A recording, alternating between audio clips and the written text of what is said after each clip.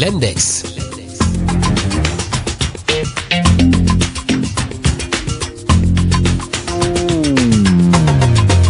Une analyse de l'actualité canadienne et internationale. L'Index est une émission qui vous est proposée par Selim sur Radio-Québec Plus.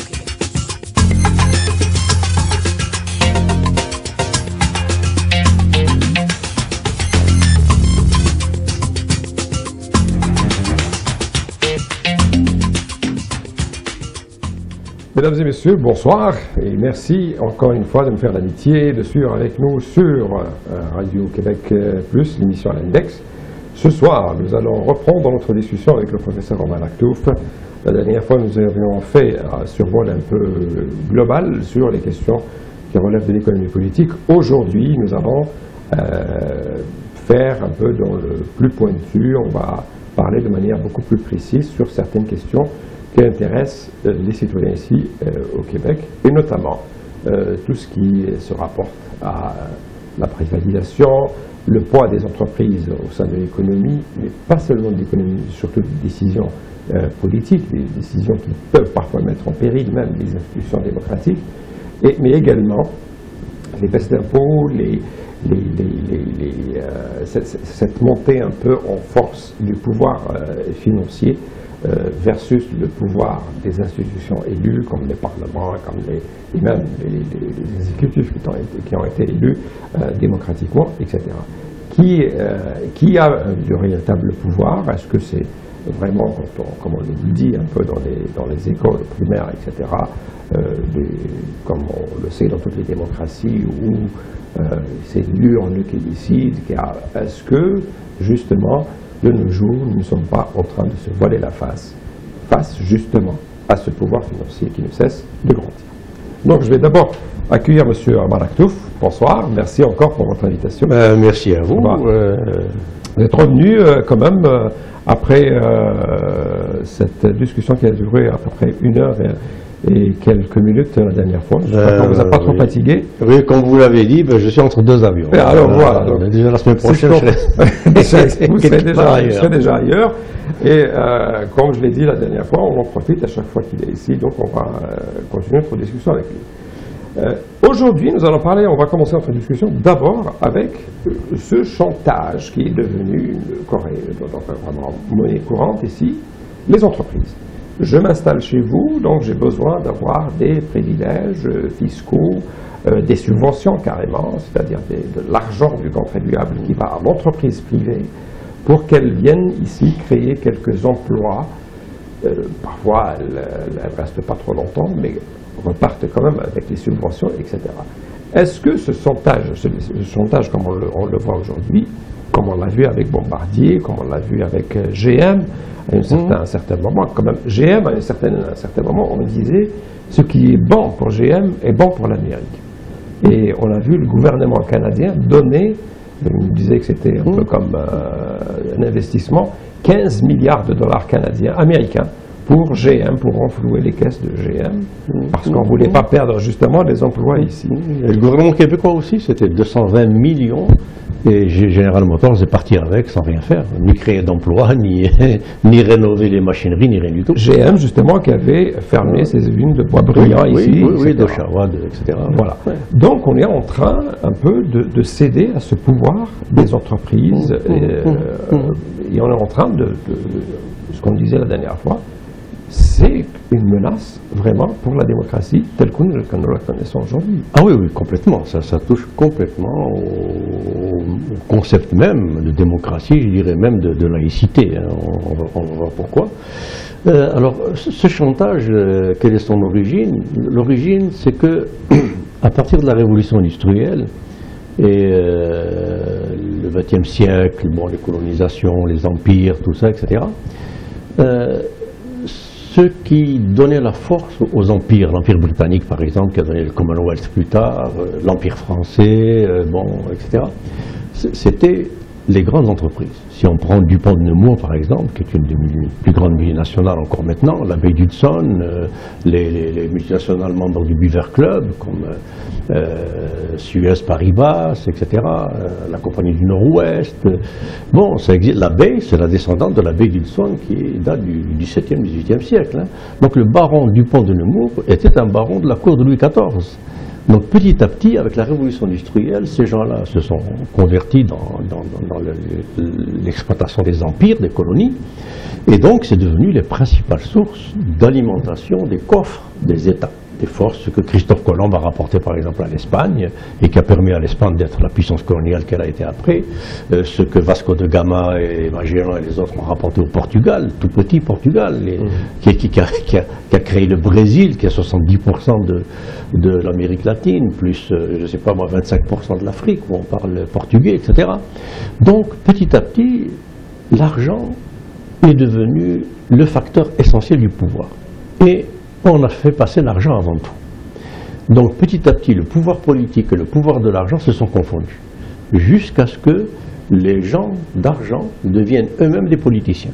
Alors actuellement, les gens qu'on a en politique, c'est soit des gens d'argent, il suffit de regarder le Québec, ou Ottawa, ou les États-Unis, c'est des hommes d'affaires, c'est des gens d'affaires, etc.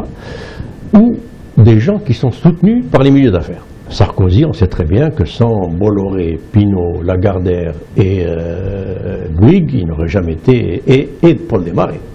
D'ailleurs, Paul Desmarais a été décoré un mois après l'élection de Sarkozy, et Sarkozy a dit textuellement « Je vous décore parce que sans vous, je ne serais pas président ». Il a dit ça à Paul Desmarais. Hein. Donc, alors voilà, l'origine, c'est ça. Et puis, petit à petit, cet argent qu'on a fait passer avant tout et qui est devenu la source première du pouvoir a carrément pris le pouvoir, directement ou indirectement. Et ce qui nous fait arriver à ce chantage que je dénomme ignoble, c'est un chantage complètement ignoble, parce que tout chantage est ignoble, hein, tout chantage est passible de la loi, est un délit, ou plus un crime. Alors ce chantage qu'elles nous font, c'est un chantage qui est en plus faux à la base, parce qu'est-ce qu'elles nous disent ? Et nous disent, si vous ne donnez pas ce que nous voulons, nous partons et nous n'allons pas créer d'emplois, nous n'allons pas créer de richesse chez vous. Or, de plus en plus, les entreprises licencient. Elles licencient beaucoup plus qu'elles ne créent d'emplois. Parce que les robots, les machines, etc., c'est pas salarié, ça ne se syndique pas, ça ne revendique pas. Ça... Donc, c'est beaucoup plus facile de remplacer les êtres humains par des machines et les mettre à la rue. Donc, les entreprises aujourd'hui font beaucoup plus de profit sur le chômage, transformer des masses salariales en gains, en profit, et la pollution. Parce que la pollution, c'est un vol de la nature sans la compenser. On vole la nature, on la détruit et on ne compense pas. Alors, ceux qui compensent, c'est les gouvernements. Je viens de lire, par exemple, hier ou avant-hier dans Le Devoir, que dans le budget laitant, justement, il y a quelque chose comme 200 et quelques millions qui sont consacrés à nettoyer des sites miniers pollués, et ces minières ou des pétrolières sont parties, sont je ne sais où, c'est Exxon, c'est Esso, c'est Iron Ore, c'est tout ça, et c'est nous qui payons. Donc, de plus en plus les entreprises ne font plus, c'est un mensonge ça de dire qu'elles créent de la richesse et qu'elles créent de l'emploi. C'est le contraire. Elles font de plus en plus de l'argent en créant du chômage et de la pollution. Mais elles font du chantage quand même, parce que ce chantage est basé sur cette idéologie, cette espèce de fausse vérité que tout le monde a intériorisée dans son crâne, dans sa conscience, dans sa fausse conscience, dans sa seconde nature, qui est que l'entreprise, c'est un organisme bienfaiteur polyvalent. Donc l'entreprise fait du bien, on n'y touche pas. Alors que, bon, on le voit bien aujourd'hui, on arrive à une situation que j'appelle une situation de profit qui tue le profit. Parce qu'à force de vouloir faire le maximum de profit, comme il n'y a rien de maximum sur cette terre, donc pour faire le maximum de profit, il n'y a que deux voies. Où on fait la meilleure qualité possible mondialement, c'est ce que font les Allemands, ce que font les Scandinaves, ce que fait le Japon depuis bon, pratiquement un siècle. Ça c'est la première voie. Donc la Mercedes, la Lexus, Electrolux, Yamaha, etc. Juste le nom suffit pour vendre. Parce que c'est top qualité. Deuxième façon de faire du profit maximum, ou le plus possible, c'est de couper les coûts. Or, le capitalisme financier dans lequel nous sommes, nous, le capitalisme américain, canadien, français, etc., c'est un capitalisme qui ne sait pas faire de la compétitivité sur la qualité. Il ne sait faire de la compétitivité que sur les coûts. Or, le coût principal à couper, c'est 1. L'emploi, et 2. Les obligations environnementales ou légales, écologiques, etc., etc., etc. Alors, je vais donner un exemple. Donc, non seulement ce chantage est faux, j'aimerais insister là-dessus, on retient quelqu'un, on dit à quelqu'un, s'il te plaît, ne t'en vas pas, si cette personne nous fait du bien. Mais si elle nous fait du mal, pourquoi la retenir? Pourquoi retenir des gens qui ne font de plus en plus que fabriquer du chômage, donc de la pauvreté, donc de l'inégalité, donc de l'injustice sociale, etc., de la criminalité? Est-ce que vous savez qu'en Amérique du Nord, 1 point de pourcentage de chômage en plus, c'est 40 000 morts, par suicide, par toxicomanie, par etc., etc. 1 point de pourcentage de plus dans le chômage. Donc, moi je dis, ces gens-là, si Bombardier, etc., me disent, Québecor, Power Corporation, me disent, écoutez, foutez-moi la paix où je m'en vais, je leur demande, écoutez, combien je vous paye pour que vous en alliez? Je vous paye, partez, foutez le camp. Et je fais venir Sony, je fais venir Volkswagen, je fais venir, je sais pas moi, Ikea, je fais venir, même si c'est pas des saints, parce qu'à l'extérieur de l'Allemagne, à l'extérieur du Japon, à l'extérieur de la Suède, etc., ils sont pas idiots. Ils ne vont pas faire les Samaritains, ils vont se comporter presque comme les Américains, pas tout à fait, mais quand même, il y a une déontologie. Mais ici, l'argument qu'on nous sert et qu'on nous répète par la bouche des politiciens est que nous ne sommes pas seuls dans ce monde et nous faisons face aussi à la compétition des autres pays. Ouais. Si nous ne donnons pas ces facilités à ces entreprises-là, d'autres le feront, et ces entreprises-là, bon, comme intelligentes comme elles le sont, elles vont partir ailleurs. Et nous, donc, on va se retrouver délaissés complètement. On va rester tout seul dans notre coin. Alors, on nous présente, par exemple, cette fois-ci, où on a vu que le dollar canadien a baissé, mais on n'a pas assisté à un gros investissement des entreprises étrangères, parce que, justement, on nous dit que c'est peut-être un signe que ça va mal. Et même la fiscalité, on est bien en dessous des États-Unis. La fiscalité moyenne au Canada et au Québec, c'est 18% à peu près que payent les entreprises, qui payent l'impôt, parce qu'il y en a beaucoup qui ne payent pas du tout. Aux États-Unis, c'est autour de 30-33%, officiellement, évidemment. Non, mais là, il faut voir. Je donne souvent cet exemple de la Suède. Alors, ce chantage-là, c'est un chantage qui est basé sur une espèce de croyance que le chef d'entreprise, l'entreprise est au-dessus des lois morales. Donc, moi, je ne sais pas moi, mais le premier entrepreneur, le premier chef d'entreprise qui me dit « laisse-moi polluer, laisse-moi faire du chômage, laisse-moi ne pas payer d'impôts, laisse-moi faire des paradis fiscaux, laisse-moi mettre à l'abri l'argent que je vole carrément à l'État, aux îles Caïmans, machin, etc. » Mais ce type-là, je le mets en prison. C'est pas la peine de le supplier de rester. Mais malgré ça, on reste comme fasciné par l'homme d'entreprise, par l'entrepreneur, qui est quelque chose qui m'a frappé. Ça, j'en parlerai tout à l'heure à propos d'autres aspects. Mais ça m'a frappé comment la conception de l'entrepreneur et de l'entreprise, du business et du businessman, est très différente quand on va voir en Europe, ou au Japon, par exemple, que je connais, ou même l'Asie du Sud-Est, d'une manière générale, et ici en Amérique du Nord. Il y a une énorme différence. L'entrepreneur, le businessman est déifié. C'est un dieu. C'est un peu l'héritage de Adam Smith et tout ça. Donc il faut laisser le recours à l'entreprise. Parce qu'ici, on nous dit, tout groupe qui s'organise en parti politique, son but c'est d'arriver au pouvoir. Et tout groupe qui s'organise en entreprise, son but c'est le profit. Donc c'est pas sorcier. Mais le profit de manière morale, de manière déontologique, pas de manière sauvage. Là, on est revenu au capitalisme sauvage. Mais comment on peut justement intégrer cette notion de morale pour centre de l'économie, au centre justement de la finance, de l'entreprise, de l'argent. Et oui, c'est ça le problème. On est devant ce problème-là. Sarkozy l'a dit à la crise de 2008. Bon, je cite encore Sarkozy parce que c'est la droite. Oui. Je ne vais pas citer. Obama l'a dit, enfin d'autres l'ont dit aussi. À la crise de 2008, ils ont dit nous sommes devant un capitalisme amoral. Il faut le moraliser.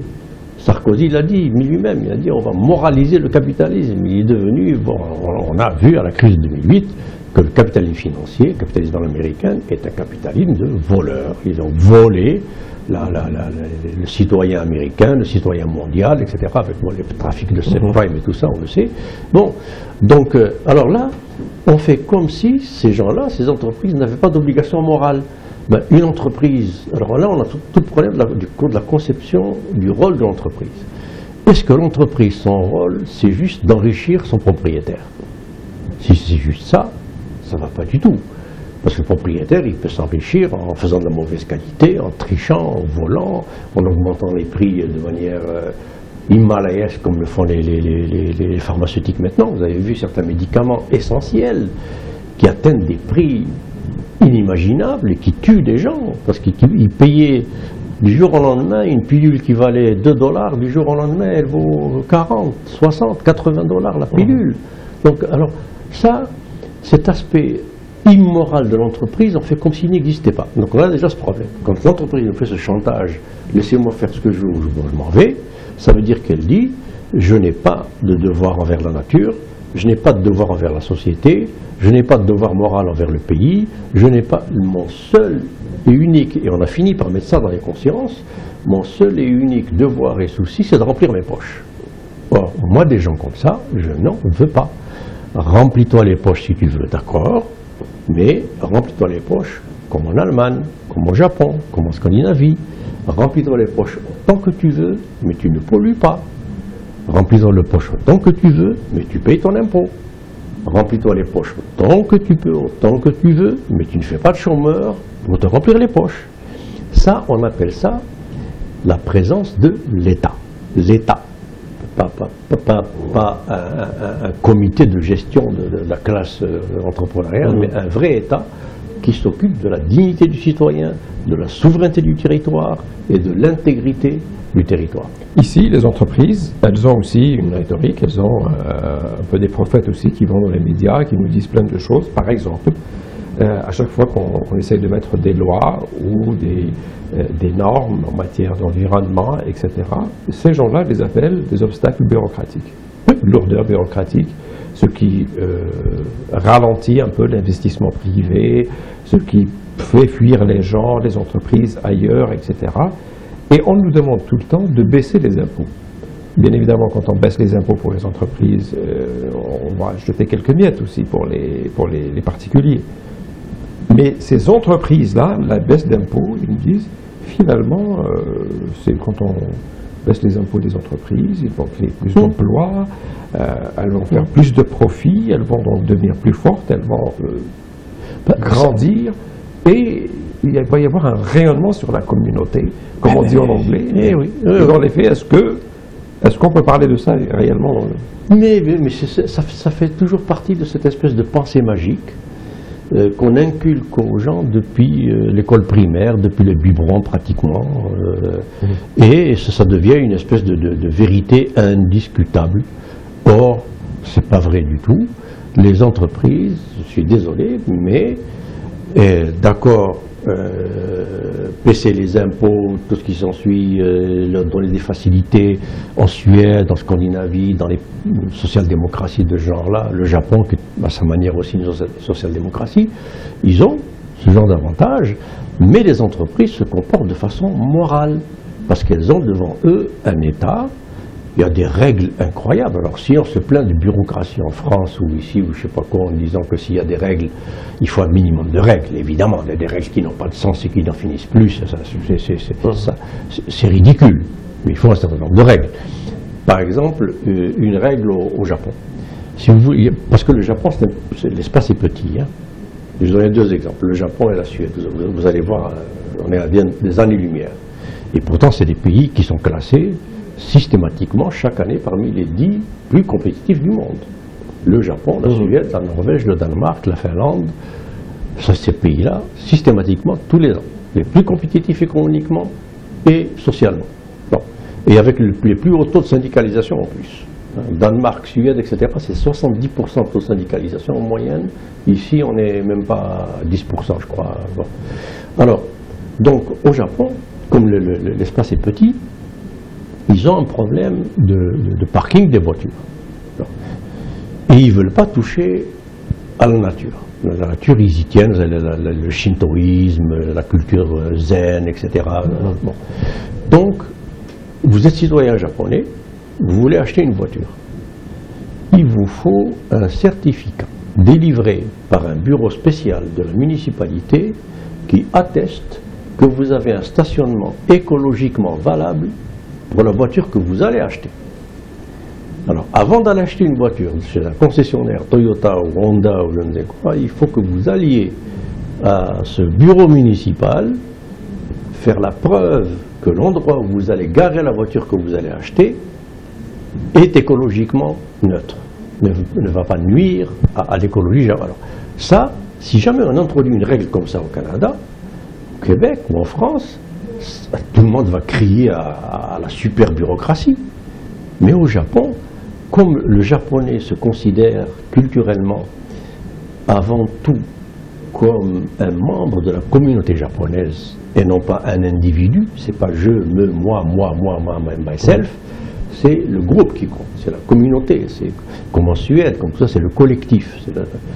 Et donc, avant de faire quelque chose pour moi, je pense d'abord si ça ne touche pas au collectif. Si ça nuit le moindrement au collectif, je ne le fais pas. Un exemple ici au Canada. Et c'est intégré. Un exemple de ce que vous dites par rapport à la communauté. Ici au Canada, on donne l'exemple de l'Alberta, où on a donné des beaucoup de liberté justement aux entreprises pétrolières. On ne parle pas de réduction de gaz à effet de serre, ni d'empreinte de carbone, on oublie toute cette philosophie et tout ça. On laisse les gens travailler, ils font du profit, et au final, les citoyens de l'Alberta n'ont pas de taxe de vente. Donc ils n'ont pas de ce que nous appelons ici la TVQ ou la TVA ailleurs, etc. Et donc, ils nous disent, ah ben, ça aussi c'est un sens communautaire, ça aussi c'est un sens social de l'entreprise. Elle donne de l'argent à l'État, on ferme l'œil sur ces questions-là, et par la suite on redistribue la richesse, et voilà, tout le monde est heureux. Mais là aussi il y a un piège, il y a un piège. Alors, ce que ces entreprises donnent à l'État, il faut voir ce qu'elles reçoivent en contrepartie. C'est-à-dire qu'en contrepartie, vous êtes à peu près sûr qu'elles gagnent le double, le triple en crédit d'impôt, en subvention, je ne sais pas quoi, bon, enfin peu importe, il y a mille et une mesures, en exemption de toutes sortes. Bon. Alors maintenant, l'impôt, si on revient à cette question de l'impôt, il faut savoir que, j'ai déjà dit, je pense la dernière fois, sans l'impôt, l'État est désarmé. Le seul outil, la seule arme que possède un État pour agir sur son territoire, c'est l'impôt. Pour la santé, pour l'éducation, pour les besoins essentiels des citoyens, etc., pour les routes, les autoroutes, les je sais pas quoi, les infrastructures. L'État a besoin d'argent pour ça. Et il n'a pas d'autre entrée que l'impôt. Sauf quand il y a des entreprises nationales, comme les entreprises de pétrole, qui sont pratiquement partout nationales dans le monde, ou la SAQ ici, si vous voulez, ou Hydro-Québec, ou bon. Mais même ça, c'est pas énorme. Alors, mais ce qu'il faut comprendre, c'est que les citoyens, on leur dit, bon, on baisse l'impôt et puis vous aurez plus dans votre poche. Oui, mais d'un autre côté, l'État aussi en a moins dans sa poche, puisqu'il exempte tout le monde d'impôts, y compris les très gros payeurs. Donc, qu'est-ce qu'il fait l'État? C'est exactement ce qu'a fait Couillard jusqu'au budget d'hier, enfin de cette semaine. L'État, comme il n'a pas d'argent, il coupe. Alors, il coupe l'éducation, il coupe les garderies, il coupe les subventions, il coupe ceci, il coupe cela, il coupe aux assistés, il coupe aux vieux, il coupe aux malades, et il n'a plus de contrôleurs pour contrôler il ne contrôle plus les prix des denrées. Alors vous avez les denrées alimentaires aujourd'hui, les fruits et légumes et la viande, en moyenne, augmentation du dernier trimestre, 14-15% d'inflation. Bon, sans compter les médicaments, sans compter le reste. Alors, ce qui fait que cet impôt que je ne vous fais plus payer en tant que citoyen, ou que je vous diminue, ben vous allez le payer encore plus en devant payer des services qui autrefois étaient gratuits. et on vous met des taxes indirectes. Alors ici, par exemple, la TVQ, la TPS, là, etc., je ne sais pas quoi, et puis il y a des taxes sur la santé, taxes sur valeur ajoutée, taxes sur exactement, taxes sur la santé, tout ça. Donc, c'est un leurre. Aux États-Unis, par exemple, moi j'ai une fille qui est infirmière, et elle a voulu aller travailler aux États-Unis parce qu'ici ça ne lui convenait pas beaucoup. Arrivée là-bas, au bout de quelques mois, elle s'est rendue compte qu'en effet, les premiers mois, elle était heureuse comme tout, parce que son chèque qu'elle avait au bout de 15 jours, en bas de la ligne du bas, était significativement plus grosse que celle qu'elle avait ici. Oui.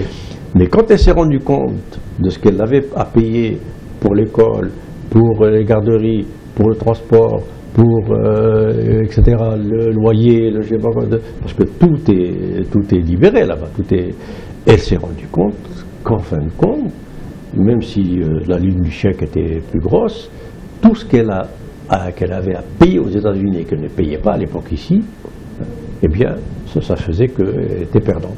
Donc il faut faire attention à ça aussi. Mais ici au Canada, est-ce que vous ne croyez pas qu'en matière d'imposition et d'impôts et de taxes qu'on paye, est-ce qu'on n'est pas un peu arrivé à ce point de rupture? Et dans ces situations-là, est-ce qu'on continue à imposer comme ça, de la même manière, peut-être même davantage, ou bien est-ce qu'on réduit les services, quitte à faire justement quelques insatisfaits, ça et là, mais on dit, pour la majorité des citoyens, et même des entreprises, on n'est plus capable de leur imposer plus que ça. Le fardeau fiscal est devenu insupportable. Tout le monde le dit ici. Est-ce qu'on continue à imposer, ou bien est-ce qu'on réduit les services? Qu'est-ce qu'on doit faire? Vous savez, en économie, il ne faut jamais prendre d'indicateurs isolés. Si on prend un indicateur comme ça de façon isolée, le taux d'imposition, ceci, cela, le taux de chômage, l'inflation, et on ne regarde pas l'ensemble de l'économie comme un tout, on a une vision sectaire, une vision tronquée. Bon. Donc, cette question de... Excusez-moi, j'ai perdu le fil. Est-ce qu'on continue à imposer les gens comme ça, même si justement on est au point de rupture? Ah oui, ils sont étouffés, il y a trop d'impôts. Voilà. Est-ce qu'on continue quand même à avoir ces politiques comme on l'a aujourd'hui, avec ces niveaux d'imposition énormes, ou bien est-ce qu'on réduit les services et on dit, écoutez, l'État n'a plus d'argent. Il fait un temps, on était capable de soutenir ce modèle québécois, par exemple, comme nous l'avons ici.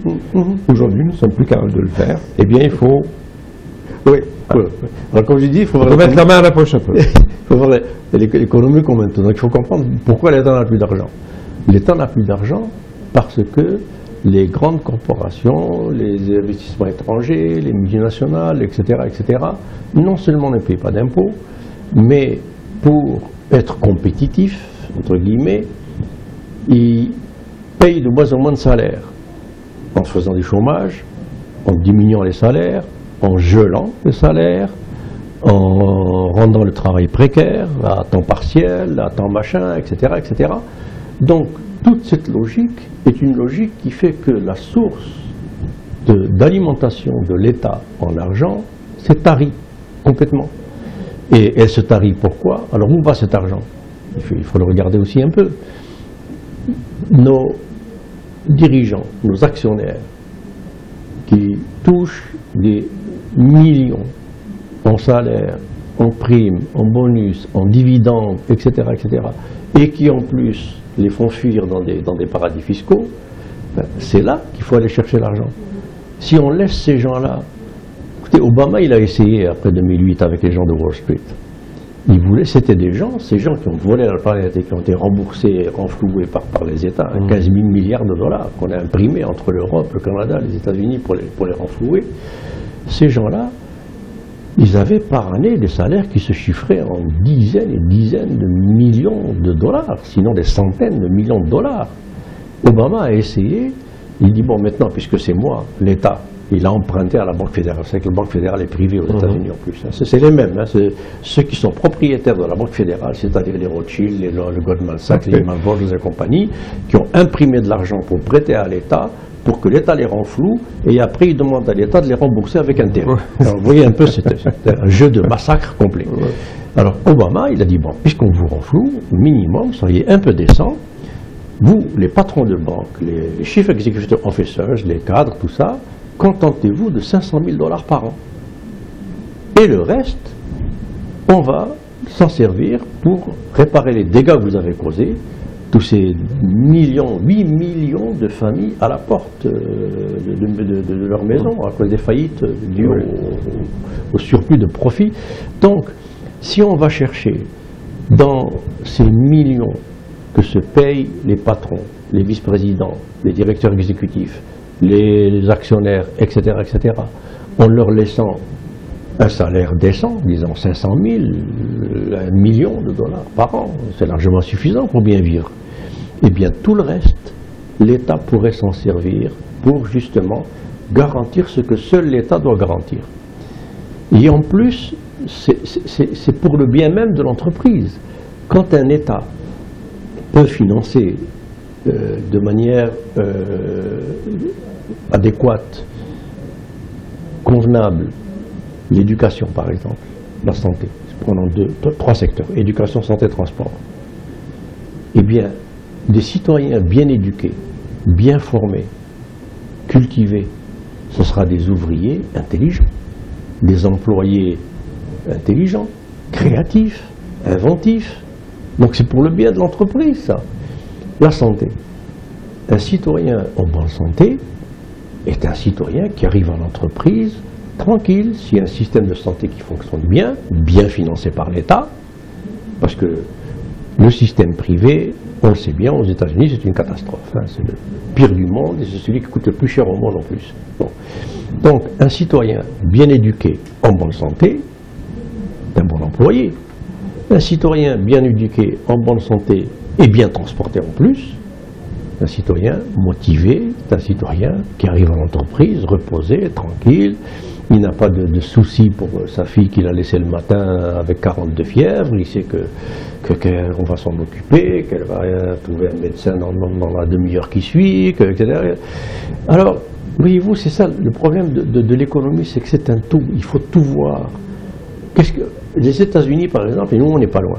Nous, je pense que 1% des Canadiens possèdent pas loin de 10%, possèdent 40% de la richesse canadienne. Aux États-Unis, 1% possède 50% de la richesse américaine. Alors ça, c'est ce qu'on appelle de l'hyperconcentration du capital. Alors, quand c'est hyper concentré comme ça en quelques mains, hein, ça c'est un économiste anglais, John Hobson, qui a bien étudié cet exemple-là. On l'appelle d'ailleurs le paradoxe de John Hobson. Le paradoxe est le suivant. Il dit, l'enrichissement individuel, c'est la mort du capitalisme. C'est le paradoxe des paradoxes. Tout le monde croit que plus les individus s'enrichissent, plus le capitalisme... C'est l'essence même du capitalisme. Et l'essence même du capitalisme et de la prospérité. C'est ça. Or, ce John Hobson, économiste du début du siècle dernier, il a dit non, pas du tout. L'enrichissement individuel, c'est la mort du capitalisme. C'est le cimetière du capitalisme. Pourquoi?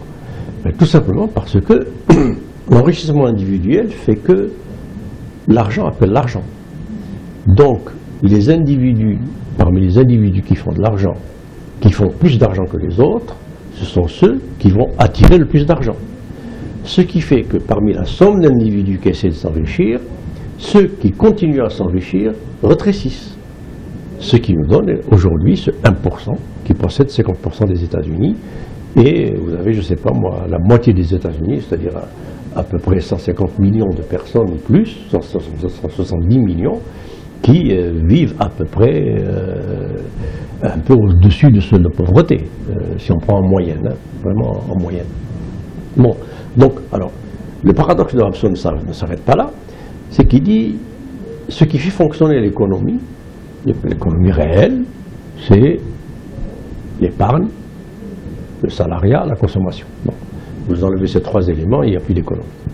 Parce que le salariat, c'est de l'argent qui est distribué à l'échelle de l'ensemble des citoyens du territoire. Ce salariat permet la consommation, et ce qui reste après la consommation, c'est de l'épargne. Et l'épargne permet l'investissement. Donc, c'est le vrai. Alors il dit, si on prend une société où l'enrichissement individuel est poussé à des limites qui deviennent irrationnelles, illogiques. C'est complètement irrationnel que 1% d'un peuple possède 50% de la richesse de ce peuple. C'est fou. Ça n'a aucun sens. C'est économiquement une catastrophe. C'est une catastrophe. Parce qu'il ne faut pas confondre ce qui rentre dans la poche des riches avec l'enrichissement d'une économie. Or, c'est ça qu'on nous fait confondre. On nous fait croire que plus les riches s'enrichissent, plus ils vont créer de l'emploi, plus ils vont... Et on compte sur leur bonne volonté. Hein. Il n'y a aucune obligation, aucune... Mais en Suède, au Danemark, etc., oui, on vous déleste un peu d'impôts, on vous allège les charges sociales, on vous... etc., vous êtes patronat, mais on surveille ce que vous faites. Est-ce que vous créez vraiment de l'emploi? Est-ce que vous ne faites pas de l'argent avec du chômage?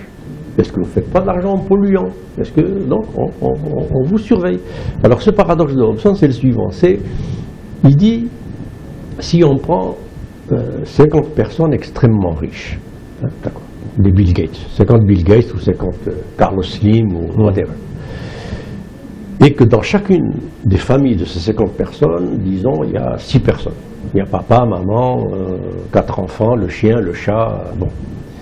Physiquement, ces familles-là, comment peuvent-elles contribuer à l'économie réelle? C'est-à-dire, combien de kilos de café chacune de ces familles va acheter de café brésilien pour son petit déjeuner le matin? Combien? 1 kilo par mois? 2 kilos? Combien de gallons de sirop d'érable québécois vont-ils acheter pour leur tartine le matin? C'est-à-dire que les retombées économiques de l'enrichissement de ces familles ralentit l'économie. Voilà. Ralentit l'économie. Alors il dit, si on prend cet argent-là à ces gens-là, qu'on le transforme en salaire, même aujourd'hui par exemple, on pourrait diminuer la fortune des Desmarais, la fortune des Pellado, la fortune des Simard, la fortune des Baudois, la fortune des Bombardiers, sans parler des sportifs qui touchent des sommes faramineuses, etc., ne serait-ce que pour payer tant de gens qui sont itinérants, qui sont assistés, qui sont au chômage, etc., ne serait-ce que pour faire de l'aide à domicile.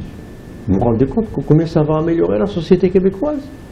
L'aide à domicile, un ouvrier de chez Pellado, un employé de chez Pellado, de chez Desmarais, qui a une femme, qui a un enfant autiste, etc., eh bien, s'il a quelqu'un qui vient tous les jours aider la famille pour cet enfant autiste, eh bien, ça devient un ouvrier 5 fois, 10 fois plus productif chez Pellado et chez Desmarais. Alors, c'est ça le paradoxe. C'est quand l'argent est vraiment distribué, et la seule et unique grande façon de distribuer l'argent, c'est le salariat. Alors, l'économie est alimentée. Très bien. Alors, on va faire une petite pause et on revient pour parler encore de ces relations parfois incestueuses entre politiciens et argent, gouvernants et pouvoir financier et tout ça. Tout ça avec le professeur Omar Aktouf, ici à l'émission L'Index sur Radio Québec Plus.